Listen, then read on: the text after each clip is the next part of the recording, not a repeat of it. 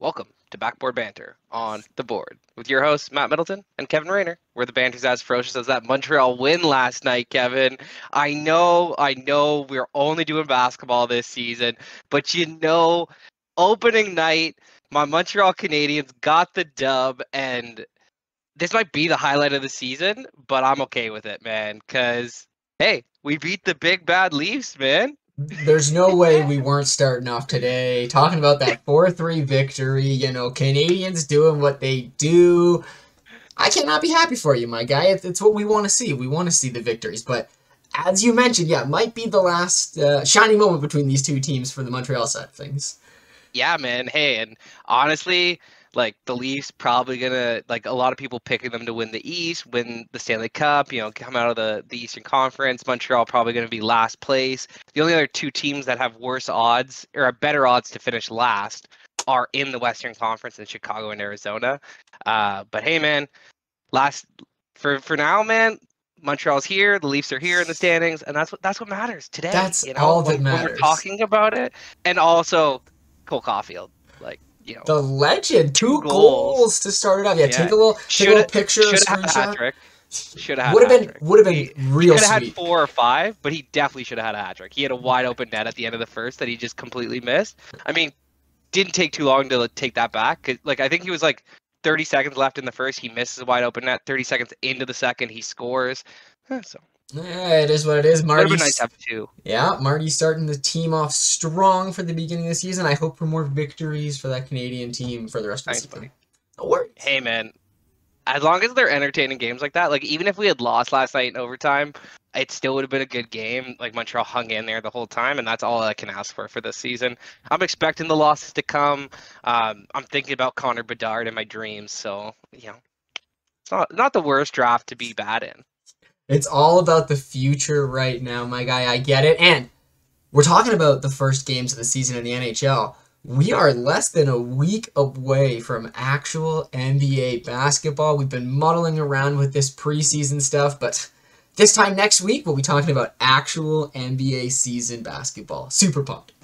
Absolutely, man. I mean, we've been pulling out topics, trying to figure it out.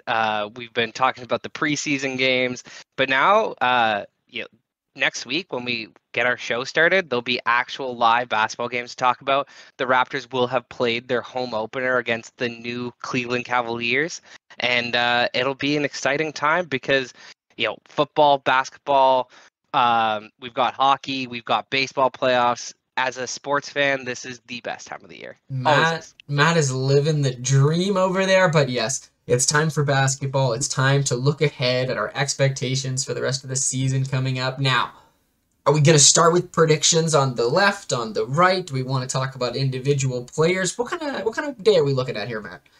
Man, I'm down to talk about how you think the Eastern Conference or Western Conference is going to stack up. I'll let you pick the conference though. Ooh, spicy. Well, I'll stick to the West. That way we can save the East for later. But I was originally going to say we could get the West out of the way because it might be easier than the East. And then I was like, wait, no. I think both of these conferences this year are actually really challenging to lay out. The bottom and the tops may be straightforward, but there's so many teams in the middle this year on each side that there's going to be a lot of different brackets. That's for sure. Honestly, man, last year we talked about the East being the better conference for the majority of the season, and it definitely was. I think the Western Conference has a chance to take it back this year. The last 5 teams in the Western Conference were pretty easy for me to place, but the top 10, I had such trouble kind of picking through where I think they're going to end up. But let me give you my playoff teams here, man. I think the Memphis Grizzlies, I think the LA Clippers, the Golden State Warriors, the Denver Nuggets, and the Minnesota Timberwolves are all going to secure playoff spots without having to go to the play-in. And Dallas. Sorry, you get 6. Sorry, You gotta have 6. I mean, we're in a pretty similar situation, you and I here. Matt is higher on the Clippers than I am. I'm a little bit higher on the Lakers. Maybe I might be insane over here. We haven't exactly figured that one out, but you see Russ last night? Yeah, I'm Two I'm nights believing ago. I'm believing in Pat Bev. Okay, this guy seems ready to go. I know I'm just messing around here. Bev is the one who's starting the fights. I mean, not like a fight, but like the disagreements and Oh, the. they're in for a rocky season, but LeBron is LeBron. How many more seasons of LeBron do we have left? So I got to at least keep him up there a little bit more, but most likely the Lakers are looking lower than the sixth that I have them at right now. Yeah, man. That's why I've got them out of the playoffs. I've got them at 9. They'll definitely, I think, make the play in because they have 2 of the top 15 players in the world. But I just, besides that, they've got nothing else, and they're gonna they're obviously going to have to move Russell Westbrook after, this offseason that they've had, the preseason. It's clear to me that if this team is going to do anything in the playoffs, they need to move him, which just is going to make their season even harder because now they're going to learn chemistry on the fly. They're going to be integrating players on the fly. It's just not a great situation at all for me. And last year I was optimistic. Russ is one of my all-time favorite players. Oh yeah. LeBron is, the GOAT in my opinion. And Anthony Davis was supposed to be, he was supposed to be coming off that injury-riddled season where, okay, now I'm back at being in shape. And Yeah. he didn't do it. Westbrook sucked. LeBron was hurt. I'm not gonna say that they're gonna be better this year, man. I think, just a smidge better because maybe they get some extra games on LeBron and AD, but that's about it. I'm of two minds here when it comes to the Lakers because everything you laid down right there is so correct and it's so true and is most likely the path that this Lakers team is going to take. But I want to have a little bit of hope, A few years ago, AD was in the conversation of, is he going to be MVP? Could he be Defensive Player of the Year? That was a few years ago. We've now seen it. Can he come back to his resurgence? We saw what he was able to do in the bubble itself. That's the question. Obviously, LeBron is aging the way that he's doing. Obviously, Westbrook is not the fit, but maybe they make a trade work out. But if they don't make a trade, they're going to have to figure it out with this roster. One thing I know about LeBron is that we've seen him take a worse team pretty far in the playoffs, in my opinion. So, on the one hand, maybe putting them at 6 is difficult, and we have a little bit more hope saying that LeBron could drag this team into the play-in, and then hopefully drag them through that, and then that's the hope, maybe. Dude, we're putting this team on year 20 LeBron's back, and again, I think LeBron's the GOAT, and it shows that in year 20 to have a team that has championship expectations and maybe a championship ceiling because they have a 20-year LeBron, what are we doing here, man? This is ridiculous. And I love the guy. He's not there anymore. Yep. When people talk about the number 1 player in the NBA, it is Giannis, and LeBron's not even in the thought. It's KD, it's Jokic, it's Embiid, and as much as I think he's still right there with those guys, top 5 player in the league, he just doesn't have that clear-cut edge that he used to. I agree, and that's why I bring up Anthony Davis, because the hope is that he can be that. But again, we haven't been able to see it, right? But that's why it's easy to talk about the Lakers. That's why we can get them out of the way so quickly here, because there's the do they or the don't they, and if they don't they, it's down in the dumps for this team. Man, I feel like we're really flipped on those LA teams. I've got the Lakers out of the playoffs. You got the Clippers below the Lakers. Could you explain that one to me? Just below, all right. When I put these lists together, I have them at the 7th. In my mind, I have this scenario where it's the last game of the season and the Lakers and the Clippers are playing each other, and LeBron's like, I'm getting this victory, so I'm not in the play. The hilarity. But for me, I look at this Clippers squad and everyone is so high on them because they have very good reasons to. There's so much potential in Kawhi and Paul George and John Wall, and we love Norm. There's so much good talent in this team, but like I was with the Philadelphia 76ers for years, I just haven't seen it yet. And I need to see John Wall come in and be the third gun that everyone expects him to be, and I need Paul George and Kawhi to play more than 50 games each. And yeah, I definitely probably have them too low, but at the end of the day, I gotta wait to see it. Look, man, weren't they the 7th or 8th seed last year without Kawhi for the entire season, and Paul George playing all but 20... just playing 25 games or something like that? Now they're going to get both those guys back. I don't know about you, man, but John Wall has actually looked explosive in preseason. Like watching his highlights, I'm like, oh shit. Okay. Did did did John Wall gain a step? Did he, Is he a back? little bit of extra time, a little bit Yeah. of extra rehab, strength? I don't know what it is, man. The guy looks younger. And if he can even be like 85% the John Wall that we knew at his peak as the third leading option for this team, like I don't see how they're gonna fall out of the top three, man. Like Memphis Clippers and GS are easily my top three. Denver, I've got to throw them in there because I think they're gonna have a monster season.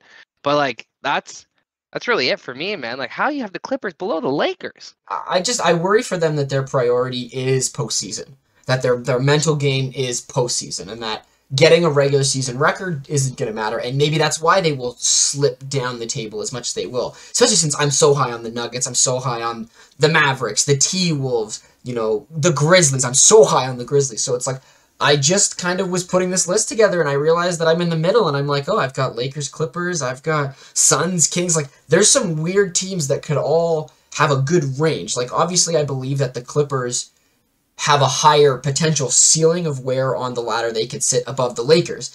And lower, I think the Lakers are lower. Like, if you have them in a tier, the Lakers are just above, but also I think they could be way lower. And the Clippers are just below, but they could also be way higher. That's the difficulty of this Western Conference right now.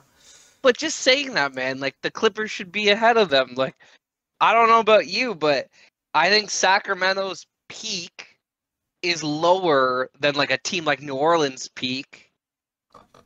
I mean, Like yeah, okay. if Zion stays healthy this whole year, like I know he already got hurt. I know it didn't look good. But if he could stay healthy this whole year, they're gonna be a better team than Sacramento. Sacramento, like, definitely has I think a higher floor because they're more likely to stay healthy the whole season, right? Like, Reasonable, yeah, yeah. New Orleans has a bigger range. Sacramento's probably like in the 8 to 10 range for sure, almost guaranteed. But like, man, you got to go with the better team. You got to go with the better roster. You got to go with the better situation if it all works out. And that's what the Clippers have, man. I mean, you've got me here. I mean, I still remember when I was putting my first list together, I had it all together and I was like, this looks great. And then I was like, wait, I didn't put the Nuggets on here yet. And I had already done the top 7 teams already. So, like, it's difficult. But Matt might be convincing me over here that I made a mistake on the Clippers. I'm just gonna hide away. Dude, there are some big lines through some of my brackets that I made. So I get it, man. It's a tough one. I had, most of the way through on the Eastern Conference side, and I realized I didn't even include Boston. And I was like, oh, dang. Yep, that's You gotta how it is, right? reshuffle this whole thing. Yeah, it's like that on both sides, man. Anywhere else you want to talk about in the West? I mean, I'm definitely good with the Clippers. I think if we want to just pump our way all the way up to the top of the table here, I can try to convince Matt why I have the Memphis Grizzlies as the #1 seed. All right. But You bro, too? I got them as the 1 seed. Yeah. Okay, Memphis, well, Clippers, Golden State. oh, easy. Okay, 1, well 2, then 3, baby. I don't have to convince you then. Okay, so let's talk about the Grizzlies real quick on why we're both Let's so just tell high the on them. audience why they're gonna be the #1 seed. That's it. I mean, heck, I could talk about them for days, but it's the John Morant show, and he's got the boys around him that are ready to go. And Taylor Jenkins, the coach, like, there's a reason that they got themselves the 2nd seed last year in the West. There's a reason why that they're so young and yet have so much talent. If it all comes together and they have the perfect season, there's no reason they shouldn't be at the top of the West. I think they just have the best roster in terms of ascending young talent, already established talent. Like it's all coming together for them. I also think that they hit on an undrafted prospect in Kenny Lofton Jr. I think that they have some other good draft picks, and they're going to develop into this great team. They're not going to miss a beat without DeAnthony Melton. I know he was probably a big key. Yeah. But I don't think that it's going to affect them too much. Desmond Bain, again, another full season of him. Like, he's going to look better. I think Memphis is the class of the Western Conference just because they have no real injury concerns. John Morant slightly, but not comparatively to, like, if you want to argue, Steph Curry has a bigger injury history than he does. Yep. Kawhi Leonard has a bigger injury history than he does. Denver with Michael Porter Jr. and Jamal Murray, like those are big issues. I don't know how great Minnesota and Dallas are going to be. I don't know if I can put them in that upper echelon tier. And then you've got New Orleans with Zion, Chris Paul, and then like the Lakers. So yeah, I think Memphis easily outclasses the field in terms of just like accountability and banked upon development for this year. And they were already the second seed last year. One seed is logical, especially with the Suns taking a step back. And they went, what, 22-4 without Ja? Like, this team is ready to go. They're going to be riding their momentum from last season. Taylor Jenkins is the perfect coach, it seems, for what they're looking to do. Yeah, it's easy. Why not the Grizz at the top of the West? I want to see it. You want to see it. Grizz fans for sure want to see it. So I think we're in for the John Morant show coming ahead. Definitely, man. And then, at the bottom, we got the usual suspects in San Antonio, Utah, and Oklahoma City. Though this whole Chet Holmgren injury could be like a blessing in disguise for OKC. Maybe they get Victor Wembanyama. Man, that'd be a crazy tall lineup with him and Pukashevsky and Holmgren. And even Josh Giddey at 6'8" at the point guard spot. Like, dang, man. It would be a crazy situation. And yeah, I think we've accepted that we know that OKC is tanking. I think the Rockets are going to be better than the rest of the quote-unquote pure tanking teams, I could say. Three. Yeah, exactly. And then, you look at the Jazz and the Spurs. The Jazz for sure are tanking. We know they're looking for Wembanyama. They're looking for their next Rudy Gobert. The Spurs is the interesting situation because, on the one hand, Keldon Johnson looks good. But on the other hand, they're definitely tanking, and they're definitely not going to have a good season. Bro, I think Keldon Johnson's going to win most improved player this year. I think he's going to average 22, I think I'm going to say 5 rebounds and 7 assists, 8 assists maybe. It's not going to make a difference for this team. He's going to put up, they're going to be empty, inefficient stats, and they're going to be a bunch of losses. Somebody's got to score for them, and it's going to be him. So let's shout out Jakob Poeltl maybe getting a couple of points. Free Jakob potentially to a contender. What's he gonna average at most? 15 and 10? Yeah, exactly. I like Jakob Poeltl, but he's not a 20-point scorer. At most, he's 17 and 10. Yeah, at most. Mm-hmm. So it looks like the Spurs are setting themselves up for the future. And I mean, I think I made this joke last week about Wembanyama making Popovich extend his career another 10 years potentially. But the Spurs are definitely at the bottom, and I think we both agree that. Unfortunately, the Blazers look like, the last team out when it comes to any of the still competing teams left on the table. Yeah, I mean, I think everybody and their mother knows that Portland, with this whole trading CJ McCollum, getting Jeremy Grant thing, is very mediocre. I have them kind of lumped in with the Rockets, just going in different directions. The Rockets are going up, the Portland Trailblazers are going down, but they're at the same level for me and where they're going to be this season. The only thing when it comes to the Blazers that I could see is Dame just being Dame, and so they make their way into a play-in spot. They make their way up a little bit on the table because Dame wins them an extra, 12 games out of his pocket, right? That's the only thing that I see of them making the play-in, but I can't see them getting above that. That would be chaos. Look, man, I love Dame. I don't see that in him. I think he's on the wrong side of 30. I think that last year he missed the most. Almost all of the season, right? I think he missed the entire season. Pretty much. Just a few games that he played. And they were bad in the few games that he did play at the beginning of the season. So it's not like all of a sudden they're just going to, with Jeremy Grant over CJ McCollum, I know what you mean, yeah. It's very, very washy here. No, they're not ready. Okay, so do you want to talk about the Pelicans a little bit? Because they're right above. For me, I have the Pelicans at 10. Bro, all we need to say about the Pelicans is if Zion is healthy, this is 100% a playoff team. If Zion is not healthy, they'll probably be where they were last year, which was the 10th seed, 9th seed. They'll have to fight their way into the playoffs. They might make the playoffs. They might make some noise in the first round.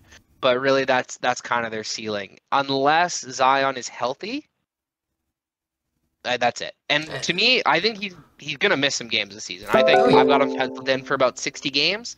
But I still think with the 60 games, he's probably going to be on the third team All-NBA because he's a monster. So I mean, it's what we can expect from them, right? The only reason that I put them below the Kings on this list this week is because of that injury, literally. Just all of a sudden, right? But the Sacramento Kings, I have them at 9. I'd love to put them up higher. I really would love to put them up higher because I want the Kings to be in the playoffs this year. I want their drought to end just because I like what they put together around De'Aaron Fox. I've mentioned it probably every week at this point that the Kings are sleepily on their way into the play-in, and I'm excited to see it happen. Just the biggest issue with that is, man, is like they're not better than the Lakers. You don't think they're going to be better than Phoenix, Dallas, Minnesota. Like it goes on and on. And just how high can they climb? I do like what they did, but again, I think that the NBA is so talent rich right now that it's so difficult to pick who's going to be great year after year. True. With talent, with the mobility also that we have allowed in the league, that talent moves around so freely. It's so impossible to predict, I believe, man. This is my best guess, and I think I've got, good understanding of where the team should land, but hey, we'll see. Right? And we're talking down about how this could be bad. Like, if the Kings make the play-in and win a play-in game, that is a 100% successful season. It is the next step for this team. If Keegan Murray can end up being the right draft pick for this team, Kings are on their way to potentially a positive future, which, if you've been a fan of this franchise for the past 15 years, you have not looked for. You haven't been able to see the light. You've just been piled on with darkness for a while. Also, there might be something wrong with you. Seek some professional help if you've liked the Kings for 15 years. Please. Honestly, a valid point. Matt over here spitting bars, telling the truth. Okay, so I think...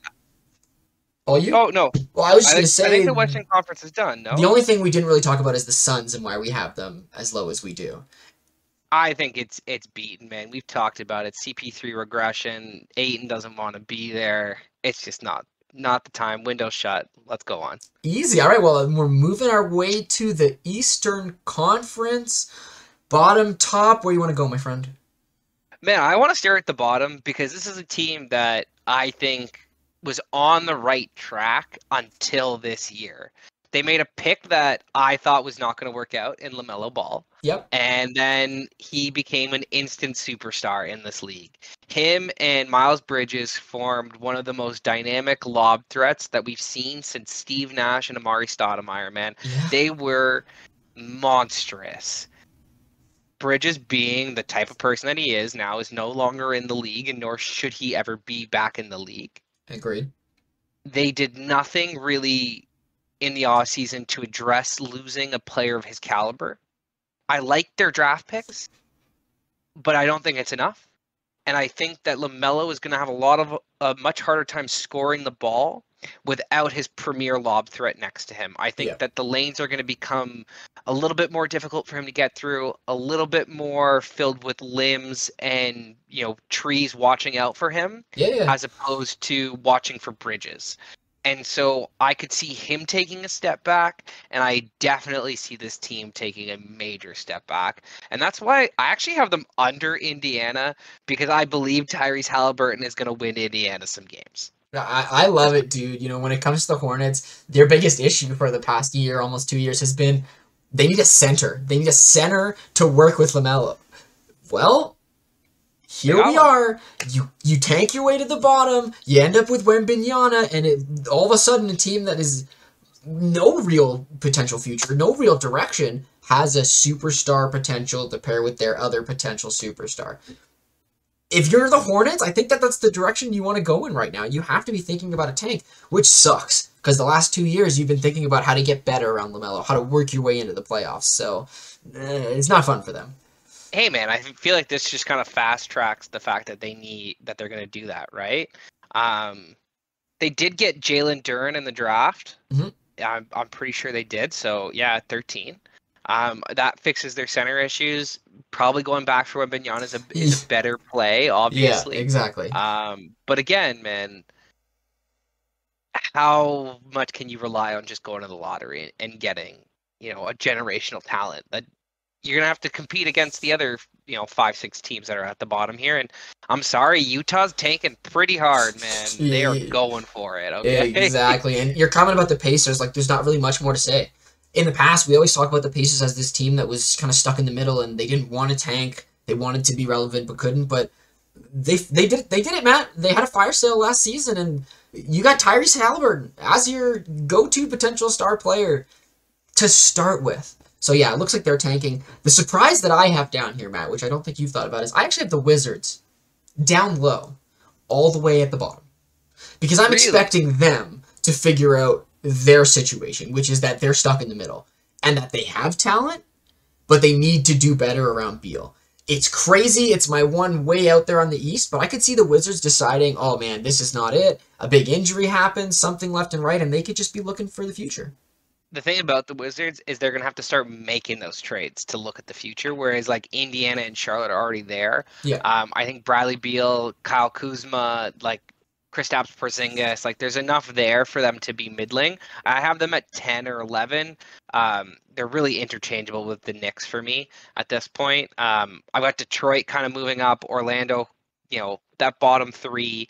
But yeah, man, like I think Washington might sneak into the play-in game, but I could see what you're saying. They would have to just completely blow it up for me, though, in order to do that. And that's definitely a possibility for them to hit the bottom, especially with a guy like Wembanyama out there. Yeah, I just look at last season where they started like 8-2. They were the top of the East for the first time in like 10 years, basically, as a franchise. And it was like, they've got it.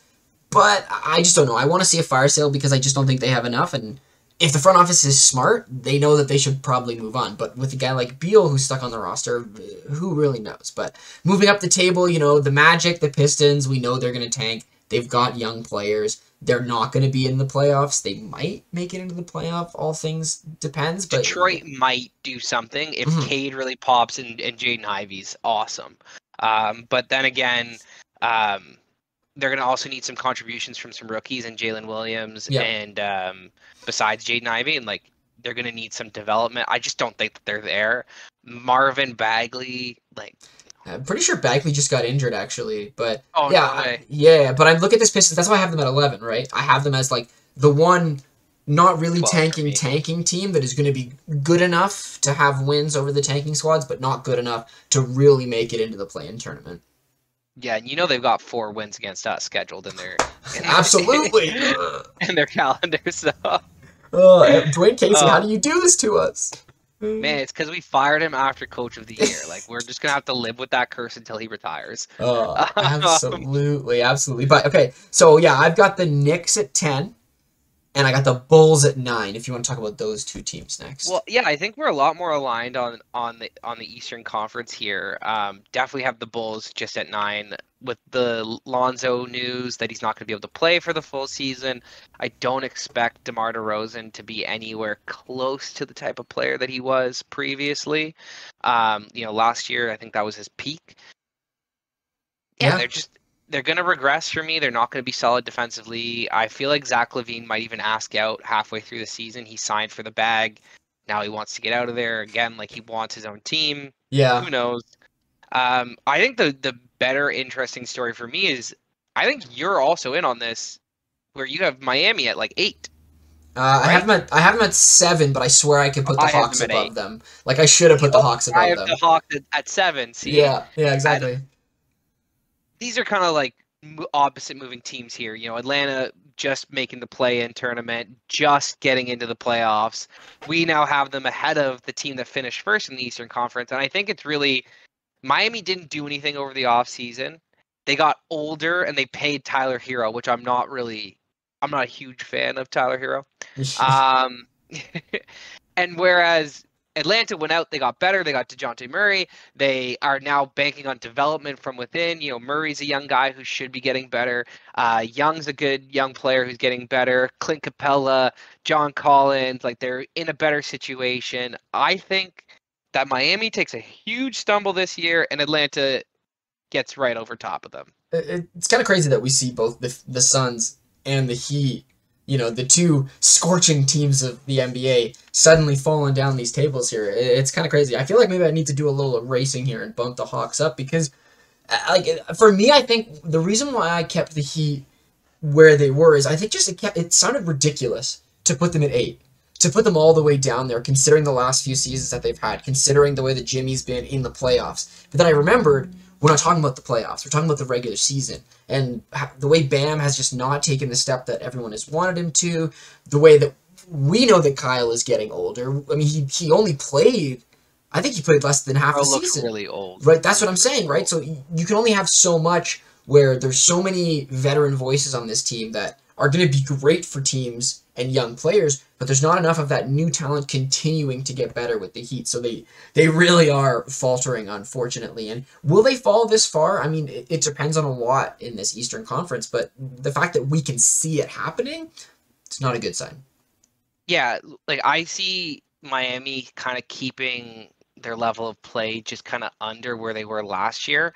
And because the East was so tight last year, and because I think all of those teams underneath them got slightly better, Yeah. I think that's what really pushes them down. I think um, Cleveland got better. I think Philadelphia is going to be better. I think Brooklyn's going to be better just because they're going to have continuity and health. I think Boston's going to be worse because they lost Udoka, but I think they're still going to be better than Miami. And I think with our internal development, we're still going to be ahead of them. Now, I could definitely see scenarios where we don't develop or have the season that we want from Scotty Barnes and some of our younger players, and therefore we regress. And Miami jumps us, and Atlanta jumps us, and we're at the 8th seed or the 9th seed. Yeah.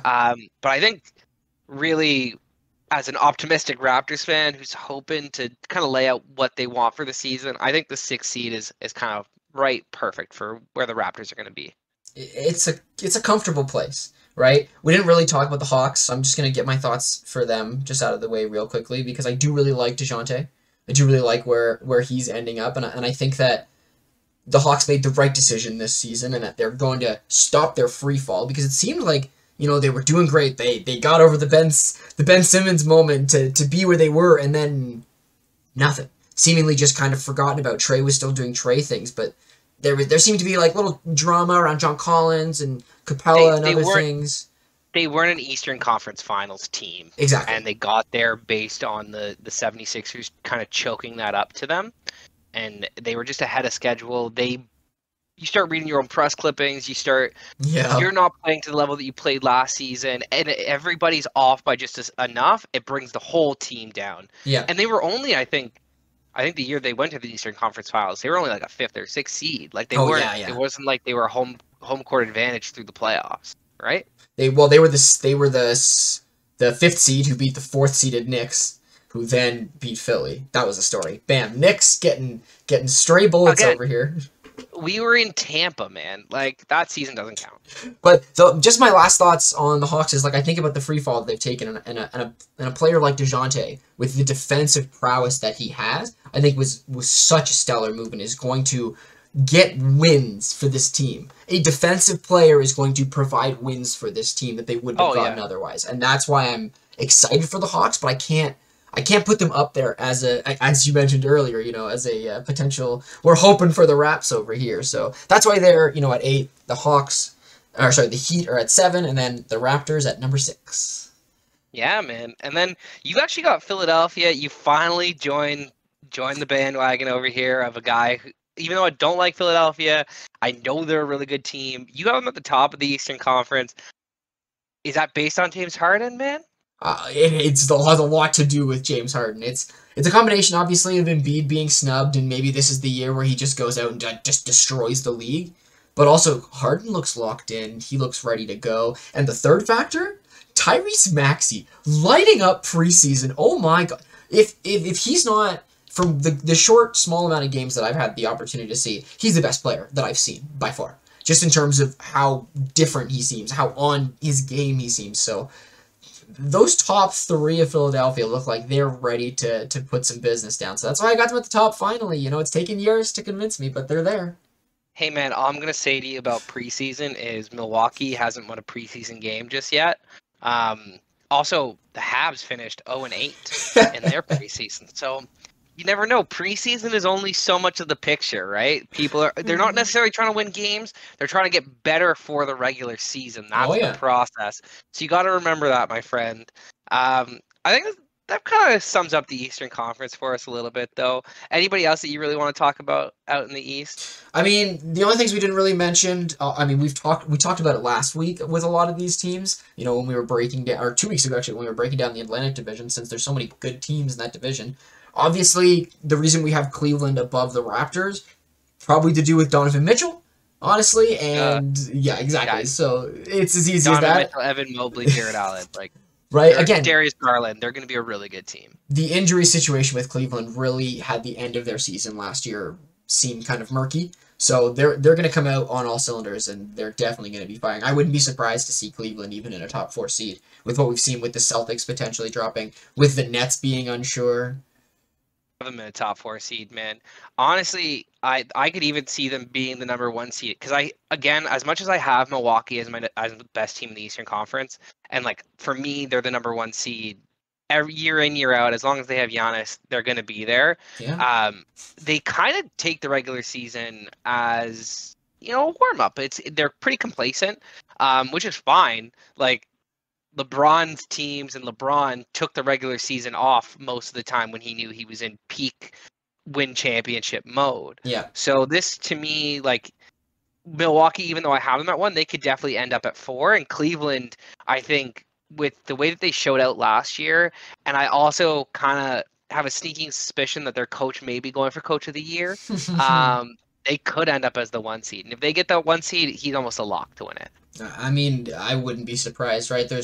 There is a few question marks for a lot of these top Eastern Conference teams. But yeah, man, I'm pretty happy with that breakdown. I think we did a pretty good job with most of the teams there. Yeah, definitely. And like again, for the Brooklyn fans, your season could be anything. You guys could easily win the championship. You might actually have the best roster on paper in the entire Eastern Conference. You could also come last because Steve Nash can't control you.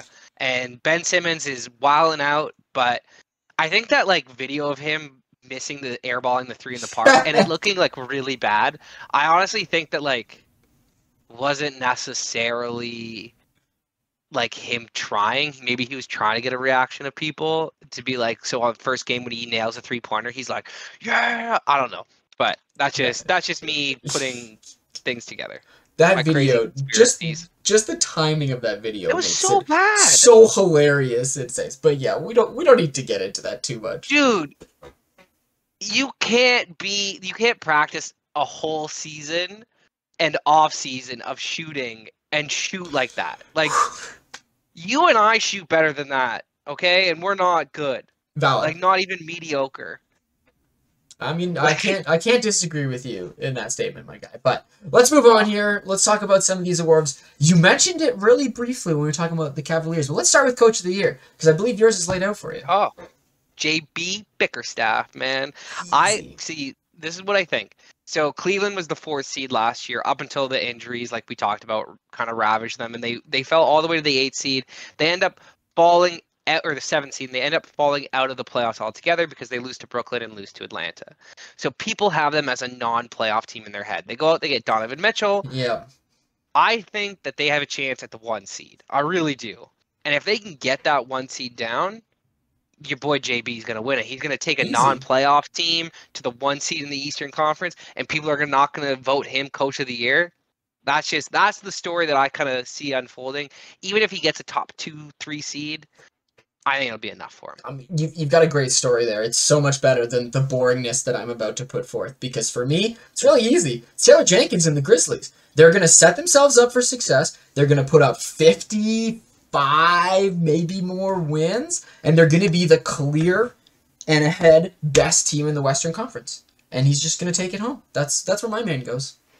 I feel like they have to win the Western Conference by quite a significant margin. They'd have to put up at least 63 plus wins to get there. Yep. Just because they were so good last year that I think people are going to hold that against them.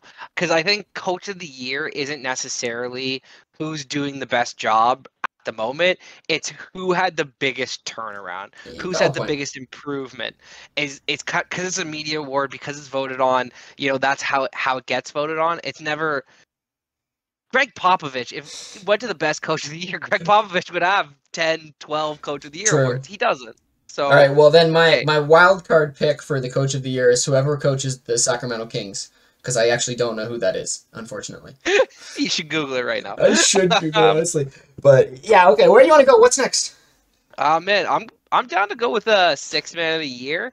I got some pretty wild ones for this. I mean, my safe pick is Norman Powell. I think that he's definitely going to be a six man on this team. I think the Clippers are going to be really good. I think he's going to get a lot of votes for it. I think if we move Gary Trent Jr. to the bench and he qualifies for six man of the year, I think he could be a really hot candidate. And that and Malcolm Brogdon. I don't know if Malcolm Brogdon is going to start. Yeah. He might start over Marcus Smart, or maybe together. But if he comes off the bench, I like Malcolm Brogdon too, especially on that team. So Valid point. I will say the coach is Mike Brown, legendary coach. that's my thought. Now suddenly he's a legendary assistant, now becoming a coach. So hey, it's time. I'm so sorry, Mike Brown, for disrespecting you. But yeah, we were talking about six man of the year. Yeah, yeah. So for me, it's really easy. It's simple. It's no problem at all. And when I say simple, I want to just give it to Tyler Hero again. I know it's the dumb decision and it's hilarious, but the guy is made to be a sixth man in this league. He's got He's the gonna start this year. he wants to start this year. That's his entire job versus getting the paycheck. But I can't see another player's archetype. He's perfect for the role. And unless Gary, I think you were mentioning Gary as Yep. if he accepts his role as six man of the year, I'd love to see Gary get it out. But six man is such a weird award. I could honestly put all of the NBA names on a chart and throw a dart at the board, and I'd probably have the same chance of getting it right. So. Probably. All right, man. Well, this is going to be a little bit easier because it's a smaller, pool of players. Rookie of the year. Who you got? Oh baby, I got Keegan Murray. I got the Yeah. Kings, baby. I'm all in on the Kings Everybody, this eh? year, dude. Everyone else is saying it, everyone is pumped for it, but I just want to say I was here first. I was a fan of this Kings teams first, but no, it would be poetic for this Kings squad to have that happen. And you know what? Follows in the footsteps of one Scotty Barnes right at the year before. So I think it would be a really good story, and I think it even if the Kings don't do anything, I think it'd be great to see their draft pick finally work out. Well, I kind of agree with you that it's going to be like a 3-4 like this year Mobley Barnes battle, but I think Mhm. the three is going to win it. I think Jabari Smith Jr. was just so silky smooth for this Rockets team. I think they're going to show enough improvement. He's going to be one of their best players, and he's just going to kind of light it up. I have him winning Rookie of the Year. I got Keegan, right there. I also have Jaden Ivey right there, but we'll see. I wanted to keep myself out of the top three. Hilariously enough, I picked 4. But no, great choice, honestly, right there. I would love to see it from him. He was supposed to be the #1 pick as of a little while ago, ended up falling down, and sometimes that puts a fire under players to really come out and show their stuff in their rookie season. So I wouldn't be surprised to see it. All right. Do you want to go to do rookie teams? I know we're kind of jumping here, but let's just do some rookie teams maybe. If you're good with that. You have them written down. I kind of just have them in my head today. So if you want to lead this part, Do you want me to go with the second team? yeah, I got Tari Eason. I really liked what I've seen out of him Okay. in a Rockets uniform in preseason. Got Marion Beauchamp. I think he's going to prove to be a really valuable piece for Milwaukee. He's actually going to provide them serviceable minutes on a championship caliber team. I think that's what's going to kind of lead him into this. Even if he averages like 7, 8 points, Yeah, 3 rebounds, 2 assists, I think the minutes that he provides are going to be enough to get him there on second All NBA. I think Shaden Sharp is going to hit second team All NBA. I really liked what he did in I think it was second preseason game. His first one was kind of rough. It looked like he hadn't played a competitive game in a while, and then he really balled out. So love that. I take the undrafted sleeper in Kenny Lofton Jr. Ooh. And then I'm going to take our boy Christian Koloko. I think Koloko is going to be very serviceable for our team. I think that he'd be better served in the G League all year, but I think that we need him too much, and he's going to be enough of a defensive presence to garner this second team all rookie.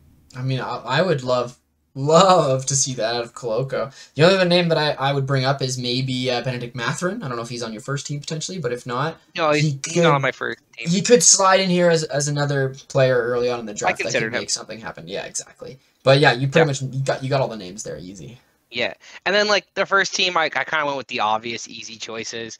You know, Paolo Banchero, he's going to have the ball in his hands for the entire time for Orlando. Jay Ivey, I think Cade Cunningham's going to really help him out. Keegan Murray, again, I had him in my Rookie of the Year conversation. Jabari Smith Jr. is my Rookie of the Year. He's got to be on first team All NBA for rookies.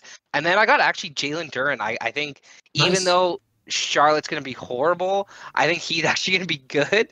And Somebody has so, to be on that team. yeah, I think he makes the All NBA just because he's going to have enough minutes, and I don't think rookies across the league get enough minutes to garner attention. I think he's just going to get that. I mean, when it comes to these teams, right, it's really usually the way that it works out is it's, the top guys are going for the spots, and there's always one or two little shiners that make their way in and prove themselves. So yeah, hopefully we'll get to see some exciting content out of the rookies this season. Yeah, just like we did last year, man. It was great. Who you got as a scoring champ? Ooh, scoring champ is hard, who did I have last year? I believe, did I say it was KD last year? I think you did. I think I did, and that didn't go well for me. I'm of two minds with this, because like one part of me wants to say Damian Lillard, just because of the opportunities he's gonna have on that team, right? And if I said him, I could say Bradley Beal. The other side of my mind is like, maybe it's gonna be Embiid, maybe it's gonna be Giannis, right? So for Embiid did. me, that's the situation, right? Like I'm almost looking at it as Embiid again. So when it came down to it, Embiid was the final answer for myself, but at the same time, it's a big man, so it's hard to really say. Yeah, I got KD, man. I got Brooklyn being good this year. I got KD trying to show the league, like, hey, nobody wanted to give up their young players for me. They're young all-stars. You guys think that they're on my level. Watch me Yeah, go show okay. you what a Hall of Fame caliber player looks like. And I think he's just going to go ball out this year. And I like that. That's a good he's the story. greatest, people call him the greatest scorer in NBA history. So I think he's going to lead the league. Though I got my boy Giannis being Defensive Player of the Year. I got him winning it for a second time. I think he's going to be a monster this year like he is every year. But yeah, Defensive Player of the Year. Stop Okay. giving it to Gobert. He doesn't deserve it. Absolutely. Giannis is my Or Smart. runner-up. Giannis is my runner-up, but, okay, we saw a change last season in Defensive Player of the Year. They finally gave it to a guard. We had Marcus Smart win it. Pretty exciting. So my pick over here, we're just going to throw this one into left field. I have Ben Simmons as my Defensive Player of the Year. I have the Nets being really good. I have him looking as a player who's only asked to do one thing, and that's to defend the best player on the other side of the court every single night. So that's why I've got him up there. Is it a great decision? I mean, we've barely seen him play basketball, and 10 games in, he might decide, I don't want to do this anymore, but My back hurts. he's just so good defensively on that end. And I think now that we've had Marcus Smart win, we've had a guard win, I think that really opens the pool up to a lot of players. And if we come down to the end of the season and the Nets are doing well, Simmons has seemingly come back, it might be the media looking at him and being like, hey, let's give this guy a little something for what he's been through. So that's where my mind goes. All right. Who's your MIP then? Ooh, MIP. So it's a certain player. It's a certain guy that I talk about all the time. I'm probably not gonna be wrong. I'm probably gonna be wrong about this because I don't think he can get enough points. But I want to see it, man. I want to see Sadiq Bey come out here. I want to see the Pistons be legit. I've been mentioning his name every week, and I'm gonna keep doing it. Man, I love it. I love that pick. He's definitely on my radar. So is Tyrese Maxey for all the reasons that you said earlier. But I think it's going to be Keldon Johnson. Like I said earlier, tons of stats, empty stats. He's going to have the ball in his hands the whole time. He's going to be the most improved player. Stellar Plus, choice. he didn't have an amazing season last year because he was kind of in the shadows. So, again, it's the stark jump that people love. Like, everyone's picking Anthony Edwards. Anthony Edwards averaged over 20 points a game last year. Unless he averages over 35, right? Unless he's the scoring champ. He's going to need to take a huge leap. Whereas Keldon Johnson has to take a smaller leap to get the same kind of effect. I think Jaw winning the award really changed the mentality, right? People are looking at the more well-known players who are going to make superstar jumps, and I'm like, let's go back to our roots. Let's go what this is about. So that's why I love your pick, because it's going to be a player that people aren't thinking about. And Sadiq Bey, for me, the reason I like him so much is because, again, he's on a crappy team, unfortunately. But yeah, and again, he's one of those players. He's on the fringe and might become an all-star, right? If I could delete his stats from last season and have him come into this season fresh and have the season before, easy MIP incoming, that's for sure, right? But it might be he was decent kid last year. But that's what I mean. It might be two small steps for him rather than the big leap that you really need for MIP. Yeah, definitely. That's the issue, man. Also, MVP, I think this one's easy, man. I picked him last year. I'm going to pick him again because Luka Doncic, I think after Euro basketball, he's coming in fully in shape. He's going to run the league. Yeah, you got him too? I was thinking about having him, but I thought you were going in another direction, so I'm going to take myself back. He's an easy choice, obviously. My other wild card dark horse is Zion. Because if Zion is Zion, as you've mentioned, is. He got hurt, though. That's the thing. My actual games. MVP choice is the best player in the NBA. It's Giannis Antetokounmpo. The guy is so good. Enough. He's now multiple years removed from winning his back-to-backs. So no longer can the media pundits be like, we can't give it to him. I really wanted to put Jokic here because I'd love to see him do 3 in a row. I think it would be absolutely insane. And statistically, they'll never give it to him. They'll never get it. Exactly. Statistically, he might be there, but there's no way in shape. So I look at someone like Giannis. I look at someone like Embiid. I look at someone like Luka and Zion. They could go anywhere. Bro, Jokic would have to have a 40 per in order to get even consideration, and even then, he might not win it. Yeah, exactly. But yeah, I think Luka. I think there's tons of great candidates, but I think this is Luka's year. We just left the All NBA teams. We got defense and All NBA. I want to run through this pretty quick because I think we know these names. Obviously, people get snubbed from these lists, but here's kind of my second team All NBA or All Defense. I got Fred VanVleet. Because I think he gets snubbed way too often. I think he's got to make it this year. I think you can actually convince me. I'm going to drop DeJounte Murray and put Ben Simmons in there. I didn't think that he was going to have a great season, but you convinced me there. I liked your little spiel. I got Jaren Jackson Jr., Jared Allen, and Robert Williams. Solid. I also got Herb Jones Jr., OG Anunoby, and Precious Achiuwa as kind of honorable mentions. Who could all be in the mix for second team. And I think the first team is going to be pretty straightforward. I think the NBA is like stuck voting for the same kind of guys. They have reputations. Marcus Smart, Drew Holiday, Mikal Bridges, Giannis Antetokounmpo, and Rudy Gobert. Yeah. I think like those are like the 5 best defenders, quote unquote, in the NBA every single year. Everybody knows them, and I think that's just what's going to happen. I'm so glad you mentioned Herb because I was about to be like, you nailed it with everything, but you forgot one name. But I can wash my hands clean. You nailed it. Thanks, buddy. Herb's on my radar. I kind of have some other guys ahead of him. He might make the team because like Robert Williams, Jaren Jackson Jr., and Jared Allen are all centers technically. I just went kind of positionless with this one. I'm trying to go as we NBA. Should. And then I think third team All NBA is going to be Trae Young, Anthony Edwards, Pascal Siakam, Zion Williamson, Karl Anthony Towns. Yeah, I think pretty good. Curry. I've got Jamal Murray as this number 2 on the all second team. Yeah. I think he's gonna have a monster season with Denver.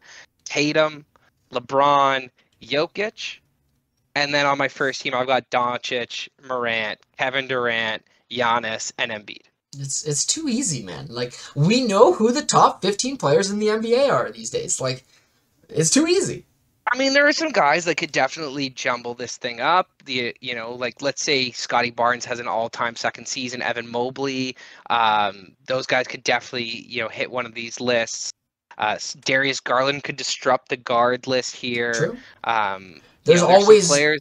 Yeah, there's always people that are just like nipping at the heels of that third team, and that's why it can be so hard to really break into that top 20, top 25, top 30, top 15 players in the NBA. Yeah, I mean, I don't have like Devin Booker. I'm sure lots of people have Devin Booker on at least one of their All NBA teams. Yeah. But yeah, I think that's really it for me in terms of all of that coverage, and we can get into it and pick at it. But again, I think we've done a pretty good job. I think we're good with the takes. You want to pick an NBA champion? Start of the season. That's got to be a Mystic prediction. You guys already know where I'm going with this one. I'm going with Giannis and the Bucks, man. Give me Finals MVP Giannis. Give me the Milwaukee Bucks winning and being back where they rightfully should have been last year. No Boston. Chris Middleton's healthy. Marshawn Boschman's going to be huge for them. I love it. Kids amped. I mean, I would never be upset to see Giannis win more. He's obviously the best player in the league. But I've got more of a storied situation going on in my prediction. And it actually does have a lot to do with Giannis. Because that man was back-to-back MVPs, and then got snubbed for MVP and went on to win a Finals MVP and get his ring. I'd love for Jokic to do the exact same thing. The team is coming back Set up there, together. man. The boys are healthy and happy to go.